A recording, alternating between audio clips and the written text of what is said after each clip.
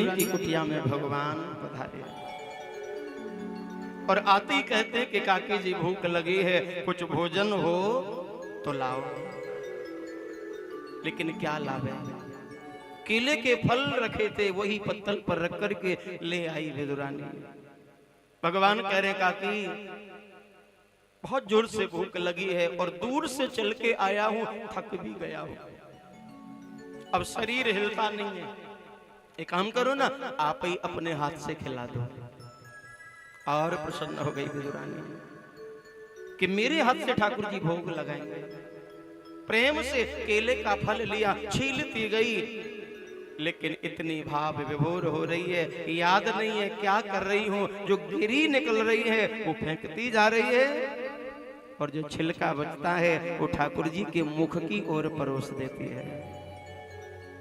वारे भक्त का भाव सोचिए, घर में कोई अतिथि आवे तो व्यक्ति कितना दिखावा करता है, घर की साफ सफाई सजाना संवारना कि कहीं इसको कोई गंदगी ना दिख जाए, कुछ अव्यवस्था ना दिख जाए, उसको दिखाने के लिए कितनी मेहनत करता है, कितनी बुद्धि लगाता है।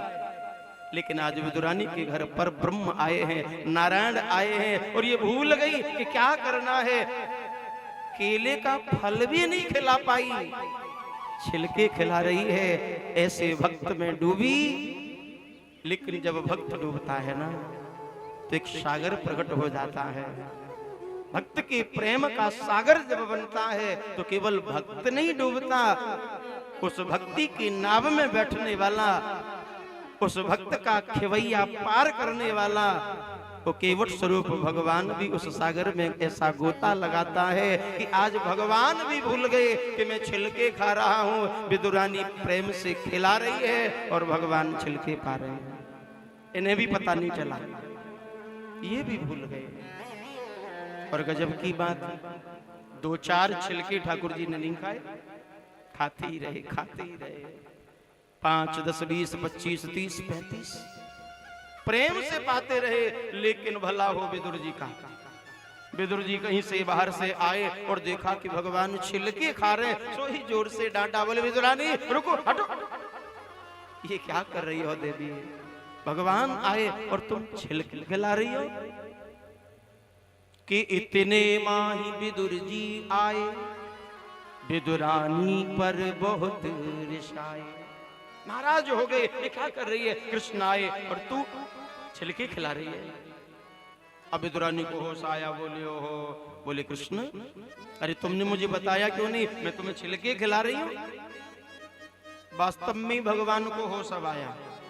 भगवान बोले काकी जी सत्य कहूं मुझे पता ही नहीं चला आपने क्या खिलाया, लेकिन सत्य तो ये है जो भी खिलाया मुझे मिठास बहुत आया, मुझे स्वाद बहुत आया। विदुर जी मैं भोगों का भूखा नहीं हूं, कि भाव का भूखा हूं मैं, भाव ही बस सार है, भाव से मुझको भजे तो भव से बेड़ा पार है। के भाव बिन सुनी पुकारे मैं कभी सुनता नहीं, भाव का एक पुष्प भी करता मुझे लाचार है। मैं केवल प्रेम का भूखा हूं काका जी, भोगों का भूखा नहीं। और यदि मुझे भोग प्रिय होते ना तो दुर्योधन ने 56 भोग सजाए, तरह तरह के व्यंजन पकवान मेरे आगे सजाए, मैं छोड़ आया। मैं लड्डुओं का भूखा नहीं हूं, मैं तो केवल भक्त के प्रेम का भाव का भूखा हूं। काकी का प्रेम देख करके मैं दौड़ा दौड़ा चला आया। सुखदेव बाबा कह रहे परीक्षित ध्यान से सुनो, ऐसे हैं भगवान के परम भक्त विदुर,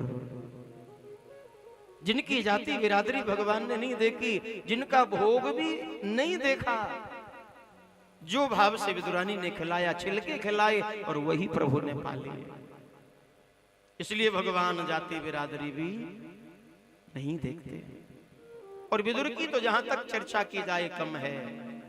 परीक्षित विदुर तो भगवान को इतने प्रिय लगे, अपने भक्तों में इतने श्रेष्ठ भक्त विदुर को माना कि अंत समय जब भगवान अपने धाम गए थे ना, तो उद्धव सामने खड़े थे। भगवान ने कहा, उद्धव आज मैं अपने धाम जा रहा हूं, मुझे मेरे प्रिय भक्त विदुर की बहुत याद आ रही है। आज मुझे मेरे विदुर की याद आती है।